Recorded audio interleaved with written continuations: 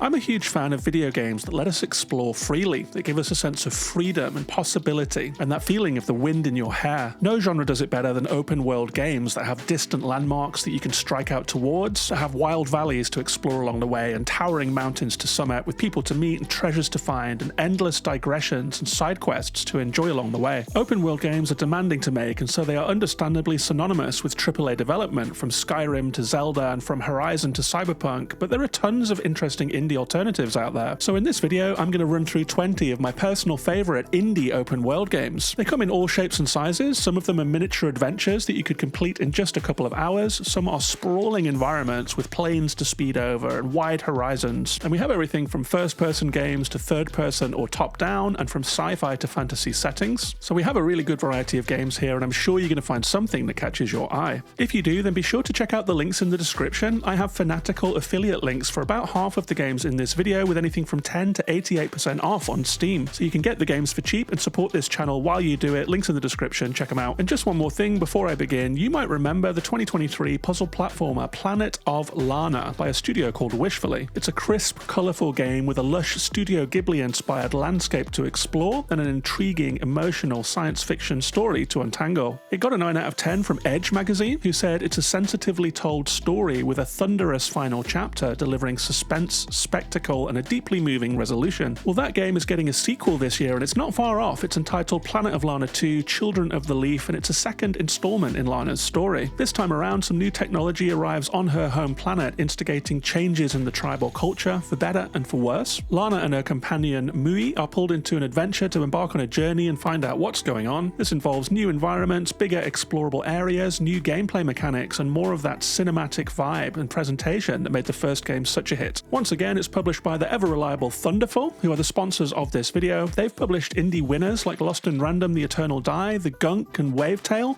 all of which received positive reviews from me, so they have a demonstrated eye for great games, and Planet of Lana 2 looks set to continue that trend. It's a standalone story, so you don't need to have played the first game to play this one, and there is a demo out now if you would like to see what it's all about, and it actually does let you experience sample slices of several different areas from the game, so you'll get an idea not just of how it starts, but of, the game as a whole. If that sounds interesting to you, then please do use the link in the description of this video to find the demo and to wishlist the game. That really helps the developers out. And using that link also helps Thunderful to know that you came from this video, so it supports this channel as well. You can look forward to the game's full release on March the 5th. It's coming to all of the consoles and Steam, and thanks very much to Thunderful for sponsoring this video. And with that, let's get into it. Here are my 20 best open world indie games of all time.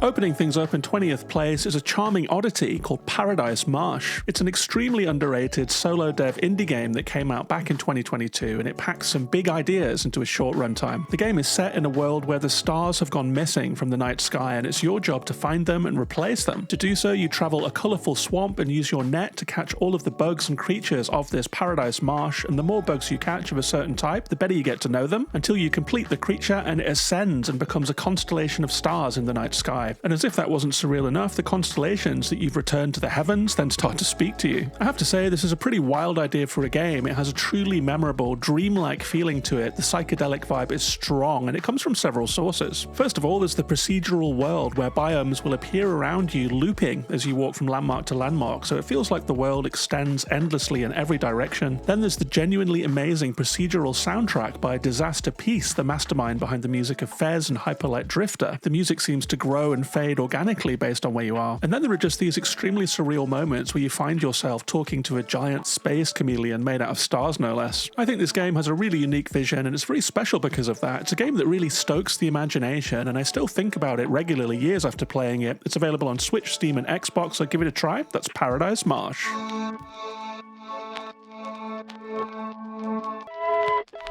Next up is Delusion, which is more of a traditional open world game. It's a first-person fantasy RPG that's like a retro indie take on the Bethesda formula, and especially the Morrowind era of the Elder Scrolls. You can see those roots in the game's visuals, which render the skyborn realm of the Oneric Islands as jagged polygons and a sickly colour palette. There's a religious war happening on the Isles with a terrible Inquisition ruling with an iron fist, and as a lowly prisoner, you're given your freedom in exchange for hunting down a prominent wanted freedom fighter, so you set out in search of her across the war-torn Isles, and this game has been described as a mixture of RPG and walking simulator. There is combat here, although it's certainly not the high point of the game. The real appeal here is in the world building, the characters you meet along the way, and the strange places your quest will take you. So if you enjoy pouring through lore and putting the pieces together, this game will give you plenty to chew on. It's quite a chunky game. It'll take you 20 to 30 hours to complete the main quest, so it's one of the bigger games on this list, but sometimes that's what you want from an open world game, you know, something to sink into. This was first released on Steam back in 2024, and console ports are due in the spring of this year. So whether you check it out on Steam or wait for those console ports, be sure to look at this one. It's a real indie gem. That's Delusion.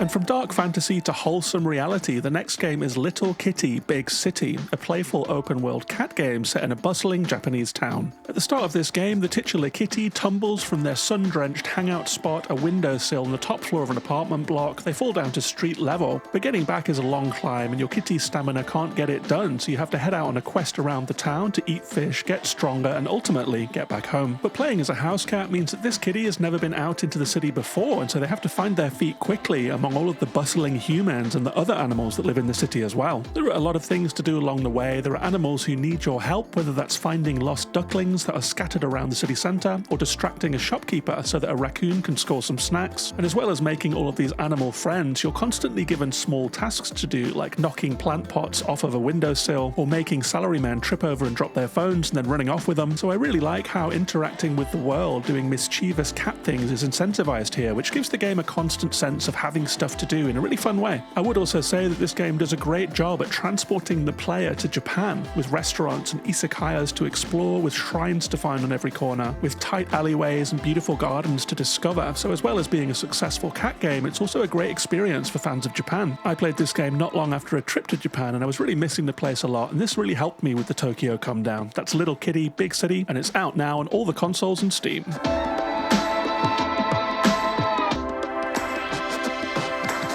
The next game is another short and perfectly formed, wholesome game. It is Alba, a wildlife adventure, a 2020 indie game from the makers of Monument Valley. This game didn't reach the same levels of acclaim and public awareness as those games, but maybe it should have. It's the tale of a little girl called Alba who goes to visit her grandparents on the island where they live, and it's a natural paradise with one little town and all kinds of wildlife in the surrounding fields and forests. You can skip around and run from place to place, photographing animals, birds and insects, and making yourself useful by picking up trash and doing little repairs here and there, and generally enjoying a carefree summer break. But as you explore, you start to notice that the island is undergoing some changes, with wetlands becoming building sites and trees being chopped down. That means that animal habitats are being eroded, and Alba decides to use her summer break to try and do something about it. I had such a lovely time with this game. It pulls off that rare trick of being a genuinely carefree game experience. And while Alba does have some tasks to tick off her to-do list, they're low stakes, they're fun, they're manageable, the movement feels good, and Alba is really charming and well animated.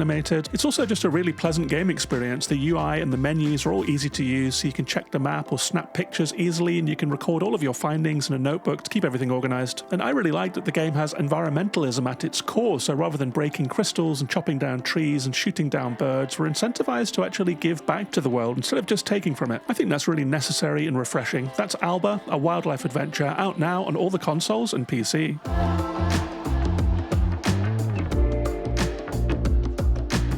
This next game is another childhood simulator, and it's not the last on this list either. It is Despelote, a game you will no doubt be familiar with if you paid attention to the indie scene last year. It is, of course, the mini open-world football game where you play a kid experiencing an improbable World Cup run by the Ecuadorian national team just after the turn of the millennium. And I just love that a game that is so culturally specific could be so universal and so well received internationally. And I think the reason for that is that it's a really relatable childhood simulator, as much as it is a game about football. There aren't any far horizon horizons to run to in this game, and that's because it happens at child scale. Most of it happens in classrooms and stores, in the streets and at friends' houses, around the dining table, in the park near your parents' house, and in the backseat of a car where you can draw on the windows and the steamy windows like we all did when we were kids. The whole game is laced with this kind of wistful nostalgia, and while I have been praising the universality of its childhood simulation thing, there is so much to be said for being transported into this specific moment in Ecuador. There is an amazing ambient conversation system where parents and adults talk around you. You're far below them, you're focused on like a video game or a football magazine or doing keepy-uppies with the football, but you can always hear what they're saying. They talk about the issues of the day, they talk about the news, they talk about the football, whether Ecuador can beat Argentina, and it's just a very intimate and thoughtful experience all around. That's Despelote, out now on Switch and Steam.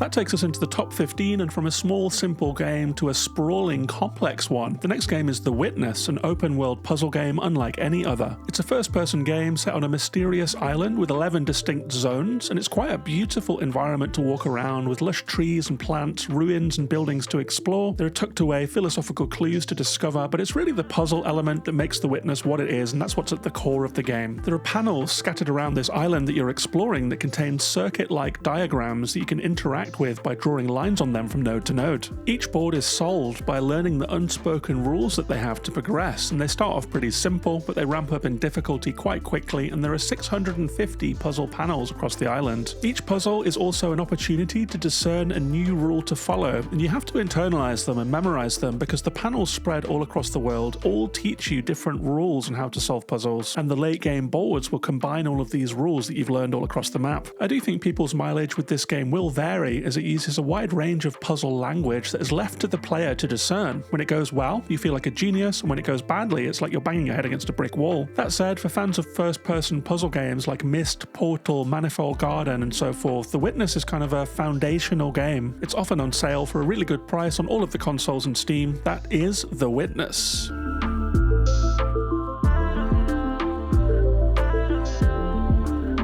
The next game on this list is Eastshade, another beautiful first-person indie game. It's set on a forested island inhabited by anthropomorphic animals, and you play as a travelling painter who has come to the island of Eastshade to paint 4 landscapes fulfilling your mother's dying wish. Navigating the island is a puzzle in itself. You have to figure out how to cross seemingly impassable rivers and summit a seemingly unclimbable mountain, and I really enjoyed this physical exploration meta-puzzle that the island poses. Something else I really respect about Eastshade is that it is completely combat free. Some of the games on this list have combat that feels kind of obligatory, like it was put in because people expect it rather than because it was important to the thrust of the game's design. And Eastshade is all the better for being combat free. It really does change the feeling of this game. It makes it warmer, it makes it more humane. And as much as I love traditional game mechanics, I can get a little bit fatigued by another game where I'll be upgrading my sword or whacking slimes or whatever. And in Eastshade instead, you're free to explore, to enjoy, to relax, which gives it the feeling of a dreamlike holiday in a faraway place. It's not perfect, I will admit that I needed help for a couple of the more obscure puzzles, but other than that, my time in Eastshade was really genuinely memorable. There is much more to this island than meets the eye, and exploring its far reaches generates some moments of genuine wonder. It was made by a developer that left Sucker Punch Studios to do their own thing, and you can really tell that they crafted this game with a lot of care and love. It's out on PC, PlayStation, and Xbox, and I can't recommend it enough, so next time you get the itch to play a nice, relaxing, open world game, then treat yourself and take a trip to Eastshade.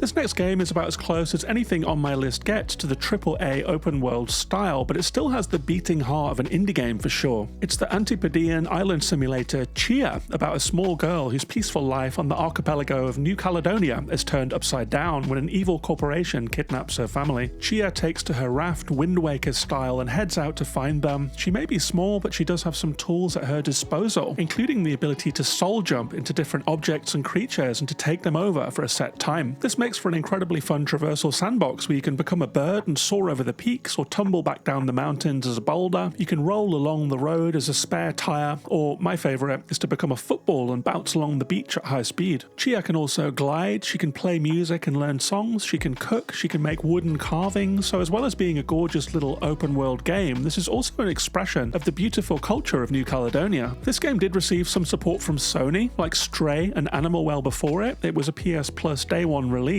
and you do feel that a little bit of AAA DNA has crept into the game. There is combat for some reason, and incongruous Ubisoft-style base attacks that it really could have done without, but I'd still recommend this game to anyone who wants to simulate that feeling of wind in your hair and sea spray on your face. It really is a gorgeous game to play over the course of a week. That's Tchia.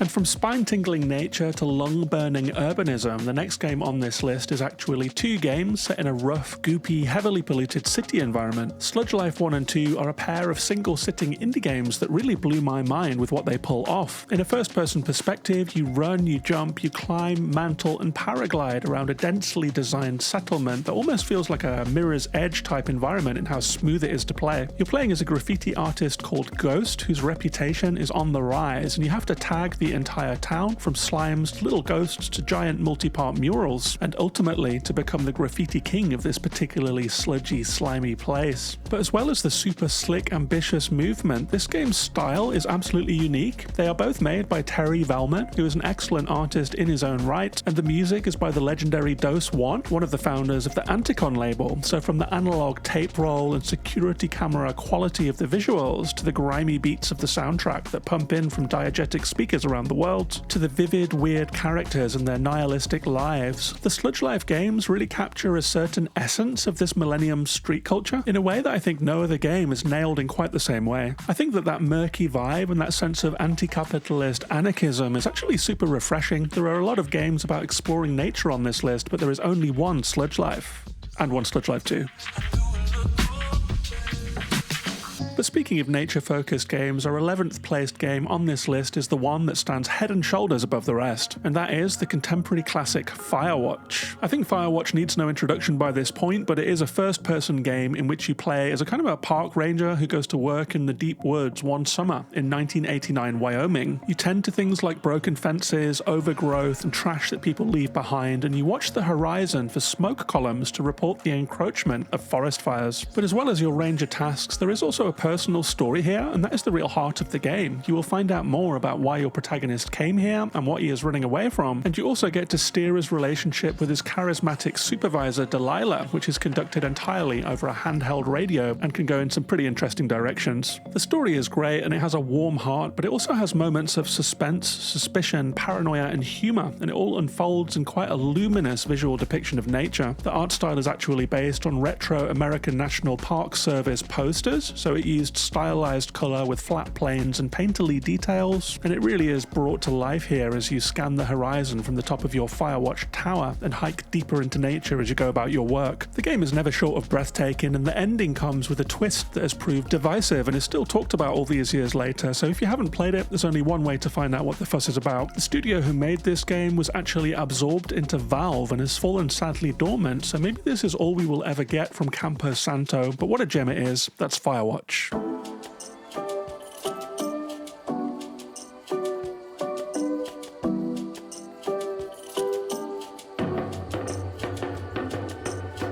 If you're still watching now, I guess you're a true indie game lover, and I want to tell you about a way to get a free game code for a wonderful indie game handpicked by me. I've talked to some developers of games that I really love and gotten a bunch of codes to give to people who join my Patreon. So if you join Patreon at the $3 tier or above, you can get a free Steam code for the vastly underrated conversational card game Signs of the Sojourner, which is one of my personal favourite indie games ever. You can get a code for the 2-hour archery adventure Many Nights a Whisper, which was featured in my 2025 Games of the Year Top 10. You can get a Steam code for the silky smooth sci-fi racer Phantom Spark, an elegant and addictive time trial racing game with competitive online leaderboards. I really love that one. Or you can get a PS5 code for 1000 Times Resist, my 2024 Game of the Year. That's only for the EU or US store regions. All of that, and you get the warm glow of knowing that you're supporting me and making these videos for you. Link on the screen now if you would like to join. It's the $3 tier for a free game. You also get access to the channel's Discord community, which is a really wonderful place. We're starting to plan our Steam Next Fest event now. And you also get behind the scenes blogs about how I make the videos, how I make thumbnail choices, editing choices, music choices, and all of that stuff. So if you're into content creation and behind the scenes, then the Patreon has that to offer too.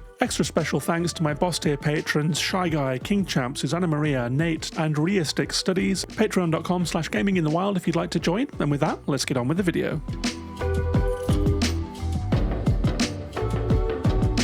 In 10th place on this list, we have a particularly topical game. It is the Lil Gator Game, a beautiful open-world romp that originally launched in 2022 but has just gotten a DLC that literally doubles the size of the base game. In this game, you play as the Lil Gator, a boisterous kid who loves nothing more than to play, but when his sister gets sucked into schoolwork and grown-up stuff, he decides to try and build an island-wide game that is so fun that she'll put down her boring work and come and play like they used to. This involves traveling to a series of small but dense islands where you can recruit other kids from whatever they happen to be doing, like hanging out being cool, catching bugs for a project, and so forth. Every kid you recruit helps to build your big game, whether that's enlarging the giant cardboard castle at the heart of it all, or putting little enemies all around the islands. So you really do have a sense of purpose as you're exploring this really cool little game. I think the thing that I like most about it is the movement. Lil Gator Game is a clear tribute to Breath of the Wild, and you can shield surf, you can float and parascend, free climb, and do pretty much everything Link could do in that much bigger game. So I think it's exactly the kind of experience that I was looking to talk about in this video, because it gives you the freedom of Breath of the Wild but with the time commitment of a short hike. I thought this game was a really joyful play. It is about the innocence of being a kid and the call of adulthood drawing us away from simple childlike pursuits, and it's really quite touching as a result. I'm really looking forward to tucking into the In the Dark DLC myself, which does a Tears of the Kingdom and adds an underworld to the map that we already know and love. That's Lil Gator Game, out now on Steam and all the consoles.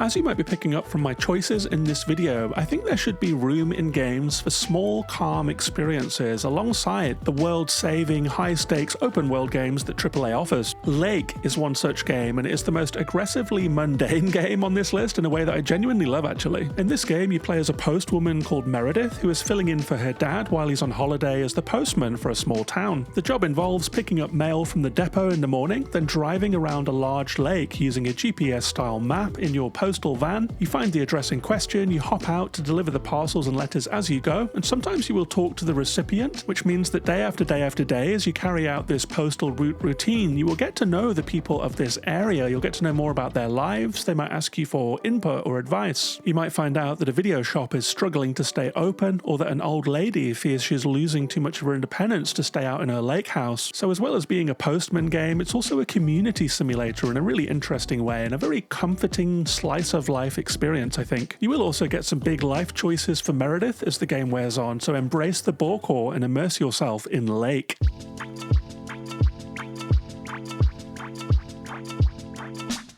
And after just saying that not every game needs to be action-packed, the next game on this list is actually a very accomplished Souls-like. It's Flintlock, the Siege of Dawn from A44 Games, the developers of Ashen. It's a sweeping open-world adventure in which we play as a sapper who is crossing a war-torn kingdom as humanity faces off against some vengeful gods who have opened the gates of hell. And I would say that this is my kind of Souls-like. The combat is excellent, with a mixture of melee and gunpowder attacks and a unique risk-reward XP system where you can bank XP or lose it the next time you get hit. The character writing and voice acting is earthy and grounded, and it makes sense, unlike a lot of FromSoft games. And it has very nippy mobile movement in a way that I really liked. Your protagonist, who has the very Star Warsy name of Nor Vanek, has a powder jump where she unleashes gunpowder to triple jump, and it takes you really quite a long way, actually. That means that when you're exploring tight, high mountain paths, you can soar across gulfs to reach distant ledges and find treasure chests and so forth. And for me, that nippy sense of mobility and that that freedom of exploration gives the game an edge over the slower, heavier movement we often see in Souls-like games. This game got review bombed by dreadful anti-woke types on the internet upon launch. I disliked that so much, so don't let that form your impression of this game, because the sheer quality of Flintlock shines through regardless. It's slick, it's gritty, it's thoughtfully conceived and well executed. The story was surprisingly moving, and this stricken world was a real pleasure to explore. Bonus points for having the weirdest shopkeeper in any game, like a four-armed Guillermo del Toro vision. You can pick this one up on Xbox, PS5, and there is an affiliate link in the description to get 10% off on Steam. That's Flintlock, The Siege of Dawn.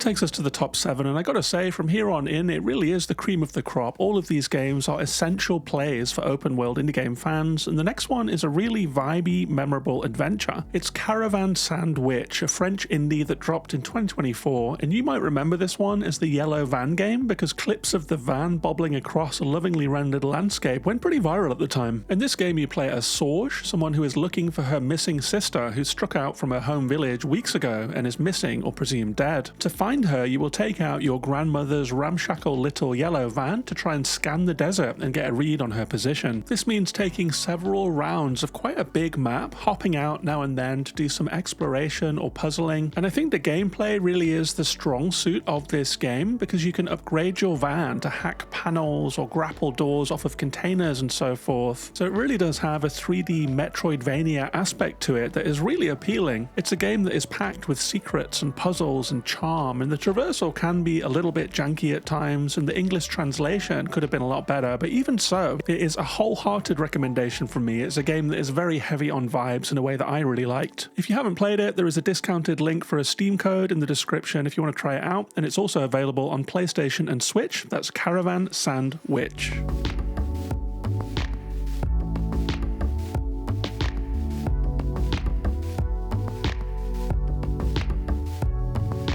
And from dusty deserts to turbulent seas, the 6th place game on my list is Dredge, another game with vehicle exploration at its core. In this game, you play as an amnesiac fisherman in a strange, cursed archipelago where locals live in tiny villages that feel like they are clinging onto the edge of known society. It starts off simply enough. As you putt around a shallow lagoon, you can do a fishing minigame to catch fish, you can puzzle them into your inventory in a Resident Evil inventory-style puzzle, and then sell them and use the proceeds to upgrade your boat. But things get weird fast in this game. At night, the fog draws in and there are strange shapes on the waves, and the fish you catch get weird. So it has a lot of vibes, but something that I really like in Dredge is how the feeling of dread slowly escalates as you strike out over the ocean to the neighboring islands. It feels like a really big journey that you're not quite ready for. The ocean feels threatening and huge, and the things that you see erodes your fisherman's sanity. You'll find yourself holding your breath as you make it to the next island, trying to avoid creatures that lurk in the skies and the depths, and finally seeing the lights of a new village ahead. The game has a really interesting Lovecraftian story, and it really does evoke that feeling of a hidden world just beyond the veil. And from a game design point of view, I think this is really impressive and near perfect, with all of the mechanics slotting together perfectly to make a brilliant whole. Link in the description for a discounted Steam code, and it's on all of the consoles as well, including Switch. That's Dredge.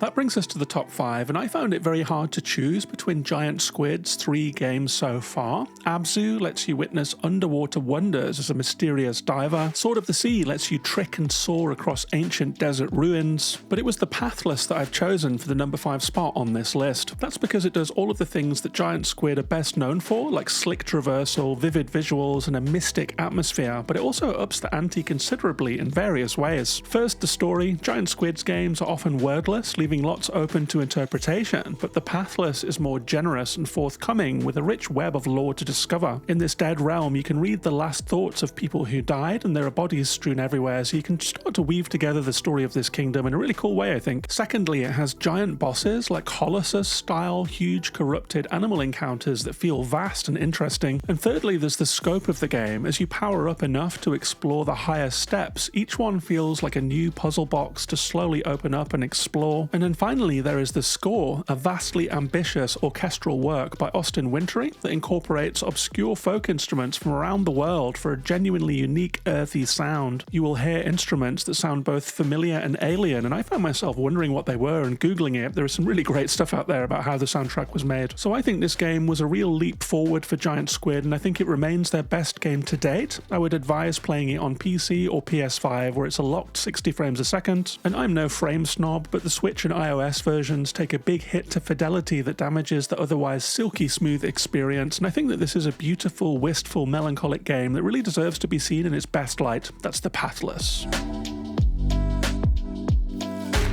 Another running theme on this list is that I find the mood and atmosphere and vibe of a game to be really important, especially if it's an open world that I'm going to be spending a lot of time in. And no game on this list nails the wistfulness of a solo journey better than Season, A Letter to the Future. It's a pretty pure exploration game in which you cycle around an abandoned valley that is about to be flooded and forgotten forever. Most people have left already, leaving traces of their lives in the empty farms and villages, and you can assemble scraps of letters and stickers and drawings and sound recordings into your journal to try and commemorate this place and let it be remembered. Cycling downhill through the fields and forests of this game feels great with all of these broken viaducts and distant curious structures, and there is an organic sense of discovery as you come across the handful of incredibly memorable stragglers who are the last to leave this valley. You have wonderful, warm-hearted, nostalgic, wistful encounters with them that I still think about today. It's definitely a slow, meandering, thoughtful play that may have failed to hold the interest of more twitchy gamers, but if you can slow your mind down and tune into its frequency, there is something very special here, trust me on that. It's out on PC and PlayStation 5, and it is actually on PlayStation Plus this month as well. That's Season, A Letter to the Future.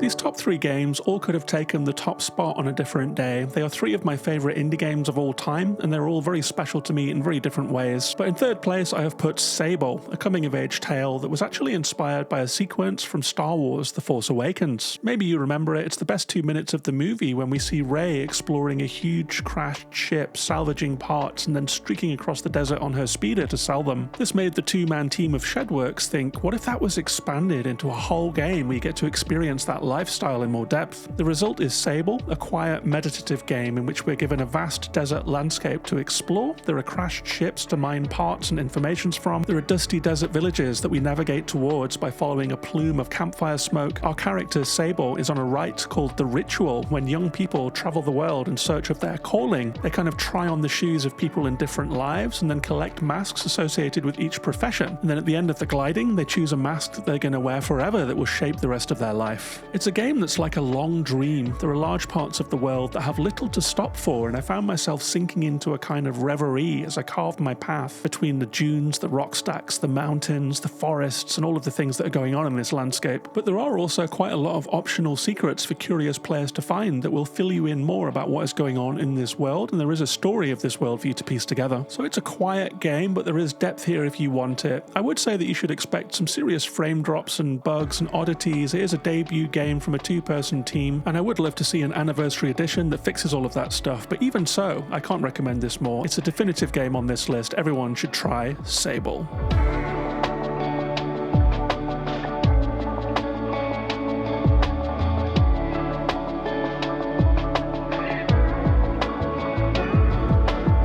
I said earlier that not all open worlds need to be high stakes, huge dramatic adventures, and no game shows that more clearly than the small but perfectly formed A Short Hike. It's the game that kind of spawned the mini open world genre, and I think that you can see its influences in several of the games on this list. I certainly don't think we would have Alba or Lil Gator Game without the existence of A Short Hike. It's the story of Claire, a little bird who has gone to stay with her Aunt May for summer vacation on an island called Hawk Peak Provincial Park. Claire is kind of nonplussed by this arrangement, especially when she discovers that there is only one phone signal spot in the park on the top of the island's central mountain, so she heads out for her short hike, and along the pathway she encounters a charming cast of waifs and strays, from runners racing the park's trails to climbers who are afraid of heights, odd hermits, park rangers, fellow kids, and an artist seeking inspiration in the island's landscapes. A lot of them have little side quests and activities for you, and as the day slowly unfolds, it really does manage to approximate that summer holiday feeling exciting when you have nothing to do but follow your nose and see where your feet take you. The game can be completed in under an hour, but it doesn't make sense to speedrun it in my opinion. If you beeline for the mountaintop, I think you're missing the point, and that is to slow down, to savor, to squeeze all of the juice out of this day, of this short hike, to really sink into the experience, to explore the island in a carefree way, collect all the feathers that let you glide further, to dig up all of the treasure spots. And I think if you do so, you feel a real sense of personal growth in Claire as you play, and I found the ending to be surprisingly touching and emotional. I think this is a game that just does everything right, and that is why it is a legendary indie open world game. I return to it every year or so to experience this warm, charming story again, so treat yourself to a short hike. And that brings us to the top spot. You might have guessed what it'll be. You might not have. It's a game that explodes the idea of an open world by asking why stop at just one world when you could have many more to explore. It is a space mystery that for many is one of the finest games ever made. It is, of course,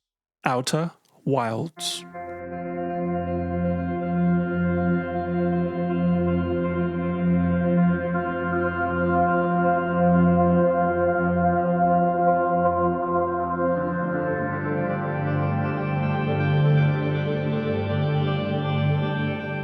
I played Outer Wilds without knowing much about it, which is the best way to play it for sure. I only knew that you could explore some planets and that the game had won some prestigious awards, but I really didn't know what I was getting myself into, and this game consumed me for like several weeks. It starts by the campfire on a wooded alien planet called Timber Hearth, and you play as a young Hearthian who is about to fulfill a rite of passage by heading out into the solar system to explore in a rickety little spacecraft. It's kind of a homebrew space program, and your ship looks like a little wood-crafted NASA moonlander of all things, and it really is a handful to control. It has a lot of gimbal and spin and different jets that you have to learn a lot about, and it takes a while to get the hang of for sure. You have to get used to concepts like matching your speed to the orbit of the planet you want to land on and achieving a landing at an angle that won't crack the hull wide open, and you also have to learn the valuable lesson that the autopilot will fly straight through the sun if you let it. It's a game that is gloriously free from map pins right from the start. You really are free to explore the skies at will, from crash landing on an ocean planet, where after being buffeted by the wild waves, you'll be washed up on lost islands to search through sodden temple remains, to a bizarre hollow moon with a strange secret lying at its core, and a pair of twin planets that decant sand on and off of each other based on their position in relation to the sun. And as you travel, you will find a scattering of fellow Hearthians who are playing music out in the stars as they roast marshmallows over their campfires. In fact, one of the orientating systems that you have in this game is to tune your scope into sound sources and find the music that they are playing. Something that I really like about this game is that it has the feeling of a road trip where you're traveling across a strange country where people pluck at guitars and look out to the stars and philosophize. It has that wistful twilight campfire atmosphere that is really special for a space game in particular. But there is a central mystery here too that will become apparent, with many lesser mysteries in its orbit that all lead you to the right place. The game is really clever. It maps your discoveries for you on a kind of automatic flowchart that allows you to see any loose ends and tug on them until your heart's content. And if you get stuck, you can just head to a different planet to tug on a different lead instead. This game isn't perfect. It gets a little bit too clever for its own good in some of the late game puzzles, but I don't want to detract from it in any way. I think it is one of the most memorable game experiences that I've ever had playing video games, and the ending is one of the best in any game. And I really do admire how much this game trusts the player to just figure it out, to figure out how to play it, to figure out what it's saying, to figure out where to go. You can often find me roasting games for not being properly tutorialized, but the way that Outer Wilds shows you the basics and then just heads you out there is just very special, and it makes this really feel like a wilderness. I think the place where a lot of open world games fall down is for the wilderness to feel too intentional, like it is strewn intentionally with things for you to do to keep you amused. And something about the scale and freedom of the Outer Wilds really does manage to transcend that, and the way it allows you to orient yourself within this clockwork galaxy is intensely rewarding as a result. It's an all-timer, and it's an artwork that will stand the test of time, and in my opinion, it is the best open world indie game of all time. That's Outer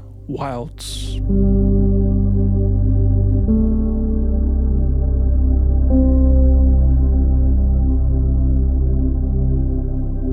And there we we have it. That's my favorite 20 indie open world games of all time. It is my personal list, of course. If you have something that you think should have been in here and wasn't, maybe I haven't even heard of it, so drop it in the comments for sure. If you are playing on Steam and you'd like to play any of these games on your Steam Deck or on your PC or laptop, I have a bunch of affiliate codes. You can get Alba for 88% off, Tchia for 10% off, Lil Gator Game for 21% off, Caravan Sandwitch for 58% off, Dredge for 65% off, and if you use any of the links in the description to buy those games, then I will get a small percentage of that sale, so it's a great way to get the games I've been talking about for a good price and support this channel at the same time. And of course, if you really want to come in and support Gaming in the Wild because you like what I do and you appreciate the videos that I make, then please do join the Patreon. There is a $1 tip tier that will get you access to the Discord only, but from the $3 tier and above, you will get bonus podcast episodes, you'll get a free game code, and if you join at the boss tier patron, you will get a thank you from me on every single video and podcast that I make. And if this is the first time you've seen one of my videos, there is also a whole bunch of stuff that I do. At the start of every month, I make a look ahead at all of the indie games that are coming out that month, and I also run a podcast that comes out every 2 weeks. You can find it on any podcast platform except for Spotify, because boycott Spotify. It's even here on YouTube. If you look on my profile, you can see a podcast tab where you can listen to the podcast, and that brings us to the end of this video. So thank you very much for watching. Take care of yourselves and each other, and I'll see you on the next one.